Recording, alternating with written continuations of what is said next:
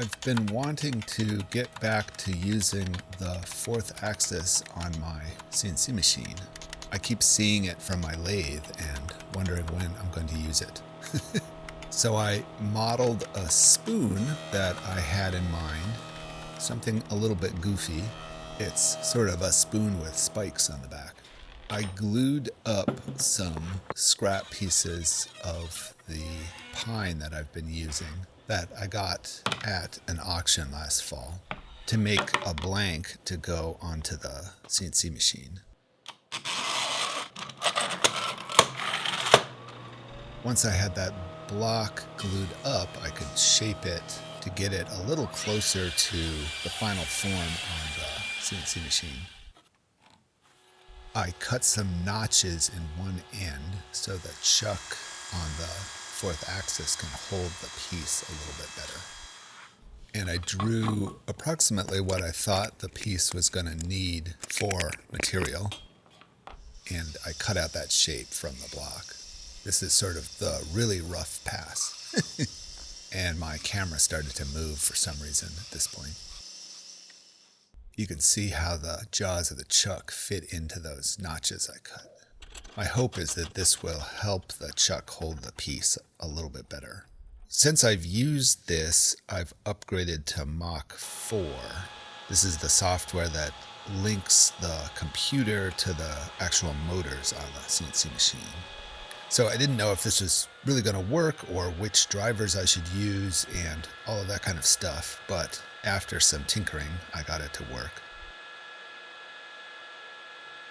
I started and stopped it a few times to get everything in the right location and to make sure everything was going to cut the right parts of my blank. I stopped about midway through and decided I needed a little more material on the back side of the spoon where the spikes were. So I glued another piece of scrap pine onto that side. One of the nice things about having a glued up piece is you can just add some more when you need to.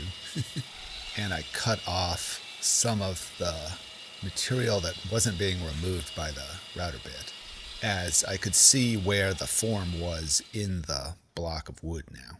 I put the piece back in the same location and continued cutting. This is at normal speed. The way this works, the software, when it's outputting the G code, it wraps the Y-axis around the fourth axis. It's sort of cutting a flat piece, but because it's turning on the axis of the CNC, it gives you a round, three-dimensional shape. And because of the way it does this, and it's not really using the Y direction, it was having a hard time getting into the concaved part of the spoon, I was finding. It's not really the kind of operation that it likes to do. Once I had the roughing pass done, I could do the finishing pass. And I ran this 90 degrees to the roughing pass, so the bit will go back and forth now. And I'm using a 1/4-inch ball-nosed bit for this.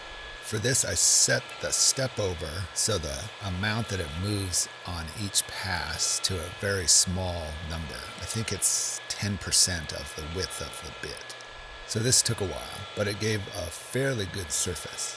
And like I was saying before, it was having a little bit of trouble getting into the concave part of the spoon, as the bit is always pointing to the center of the rotation.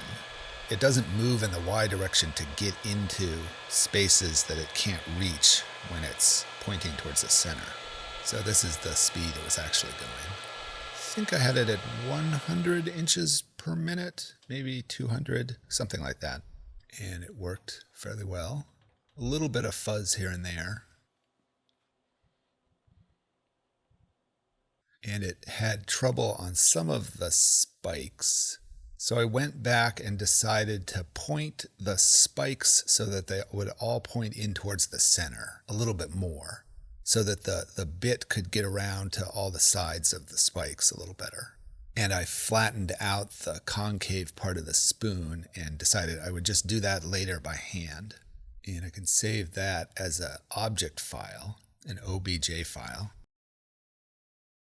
So I've been using Aspire to do the G-code, and it's fairly straightforward. You can just bring in the OBG file as a 3D model and set up the size and the direction, then set up the CAM instructions for it to do a roughing pass and a finishing pass. And it'll even give you a little preview, which is actually sometimes really helpful. Then I figured out here which driver to use for the Avid CNC. Then I found a piece of maple that I could use for the spoon. And this will be a little bit harder and a little bit nicer wood, so hopefully I'll get a better surface on this. The piece was just a little longer than I needed, and I thought I needed a little more thickness on the ends. So I cut the ends off, then glued those ends to the side of the center of the piece. As the geometry of the spoon sort of works where you need half the cylinder for most of the spoon, I think I can get away with a thinner but wider piece with thick ends. And I cleaned up the end, and I found the center. One of my Patreon people, Chris, saw one of my posts about making a wooden bracket to go in the chuck of the fourth axis, and he offered to water jet cut an aluminum version for me. So I jumped at that chance. So I have this nice aluminum plate that I can attach to the workpiece, and it will then fit nice and snug into the chuck on the CNC. It makes a very rigid connection between the motor of the CNC and the workpiece. So I started cutting the maple piece, and I got it a little ways along and decided I wanted to remove a little bit on the ends. At this point I could see where the workpiece was, so I threw it on my manual lathe, on my regular lathe, and just removed some of that material. I continued it. It was getting fairly far along on the roughing pass, and all of a sudden it started cutting on the wrong side, and I knew it was working correctly because I checked that when I put it back on, but somehow it flipped itself around and just plowed into where it shouldn't be cutting. My only thought is maybe I had it running too fast and the rotation of the fourth axis just couldn't keep up with that speed. So I started again with a new piece of wood. This is some of the red alder I cut a couple of years ago, and I just cut off an end piece. This wood isn't quite as nice as the maple as far as density, but it should work.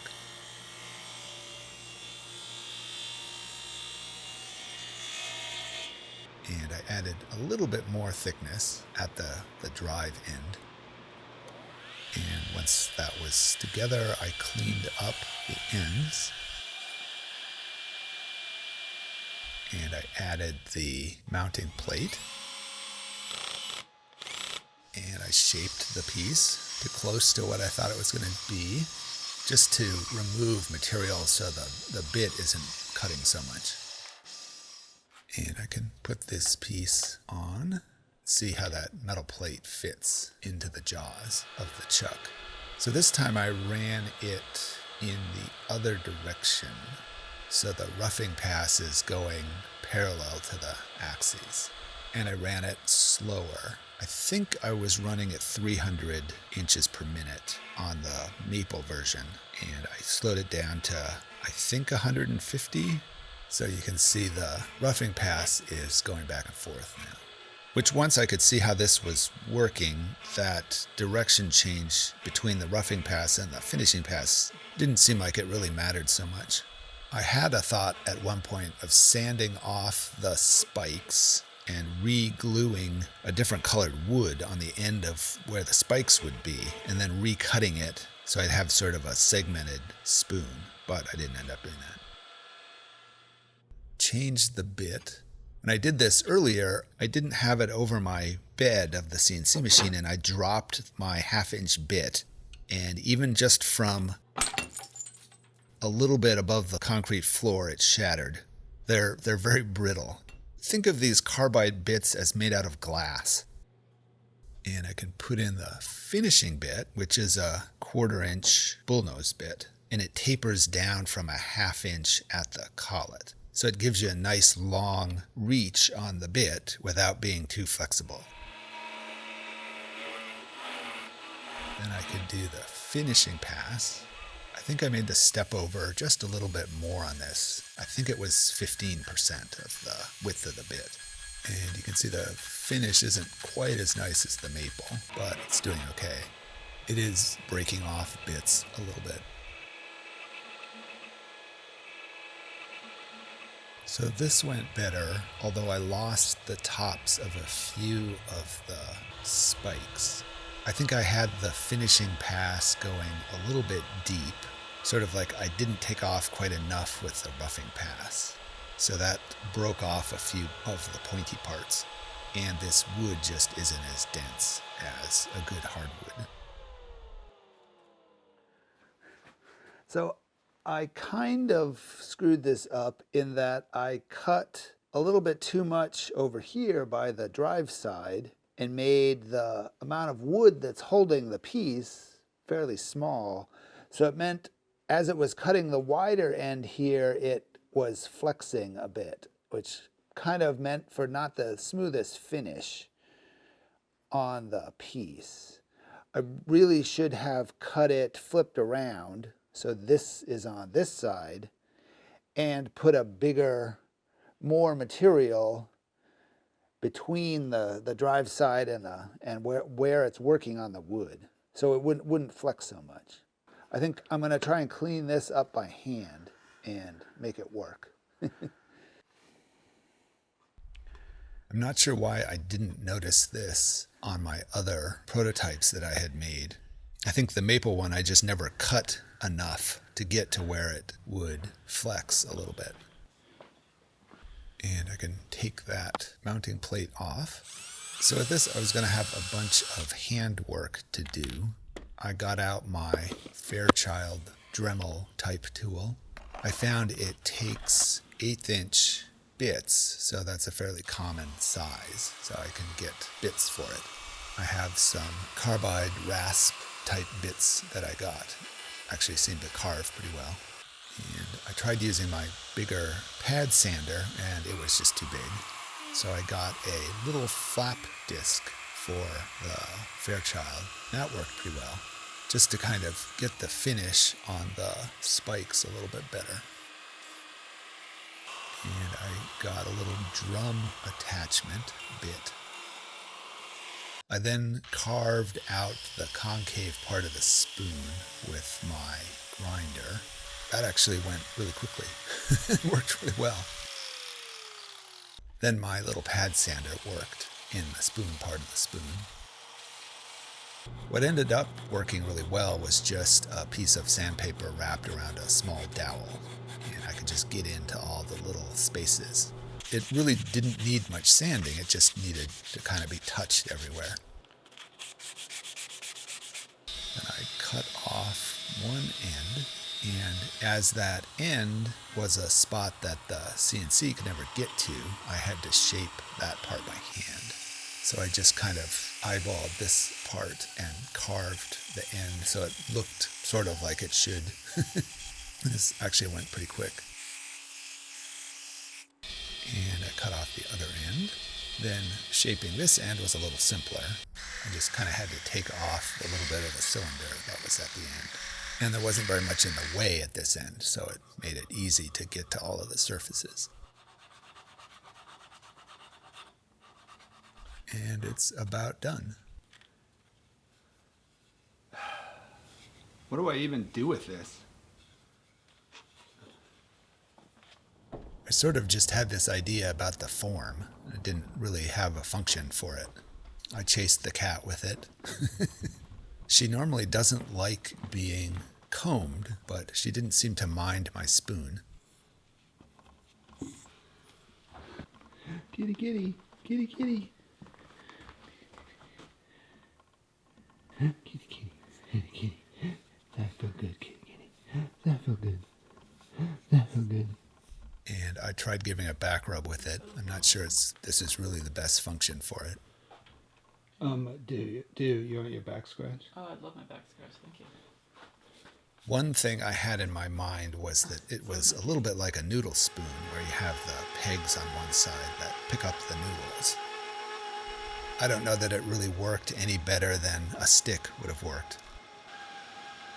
I rinsed it off after touching the cat with it. That was just kind of using the fourth axis and trying to make something. I definitely have more ideas of things I want to model and then make with the fourth axis.